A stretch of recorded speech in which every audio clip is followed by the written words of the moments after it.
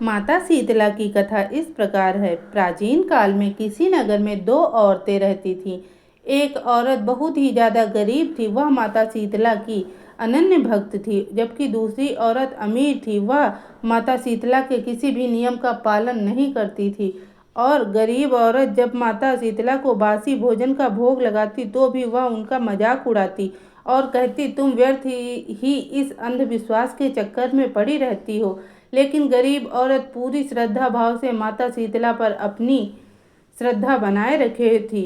वह शीतला अष्टमी के एक दिन पहले रात्रि को ही भोजन बनाकर रख लेती और सुबह नहा धोकर माता शीतला के मंदिर में जाती और उनको बसोरा भोजन का ही भोग लगाती। उसके बाद प्रेम पूर्वक अपने परिवार को भी वह भोजन प्रसाद रूप में देती और स्वयं भी प्रसाद ग्रहण करती। माता शीतला से प्रार्थना करती, हे माता, आप हमारे परिवार पर अपनी दया दृष्टि बनाए रखिए।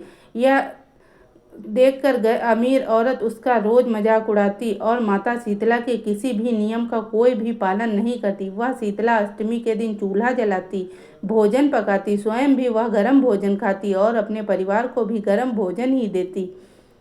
कुछ समय बाद गांव में महामारी फैली।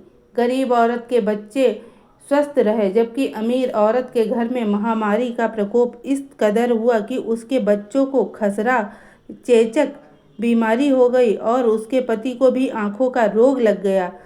तब अमीर औरत बहुत परेशान हुई, लेकिन उसे अपनी भूल का एहसास हो गया। उसने माता शीतला से क्षमा मांगी, कहा, हे माता, मैंने आपका कोई भी नियम का पालन नहीं किया है, इस वजह से हमारे घर परिवार की यह दशा हो गई। आप हमें क्षमा कर दीजिए और मेरे परिवार पर अपनी दृष्टि डालिए और हमारे परिवार को भी आप स्वस्थ कर दीजिए। माता शीतला से इस तरह बार बार विनती करने पर माता शीतला उस पर प्रसन्न हुई और उसके परिवार को भी स्वस्थ कर दिया। उसके बच्चे अच्छे हो गए।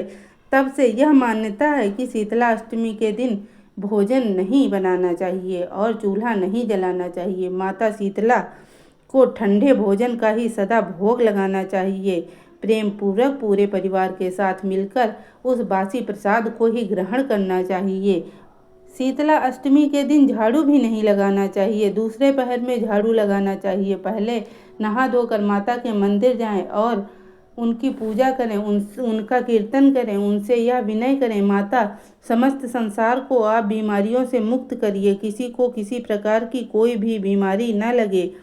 सौभाग्यशाली स्त्रियां जो भी इस व्रत को करती हैं उनका सौभाग्य माता अखंड रखती हैं। जिनके संतान नहीं होती है उनको माता संतान देती हैं और जिनके संतान होती है उनकी संतान की आयु लंबी करती हैं। माता शीतला अपने भक्तों पर सदा अपनी महिमा बनाए रखती हैं और उन्हें किसी प्रकार की किसी भी तरह का कोई संकट बाधा उनके ऊपर नहीं आती। बोलो जय शीतला मैया की।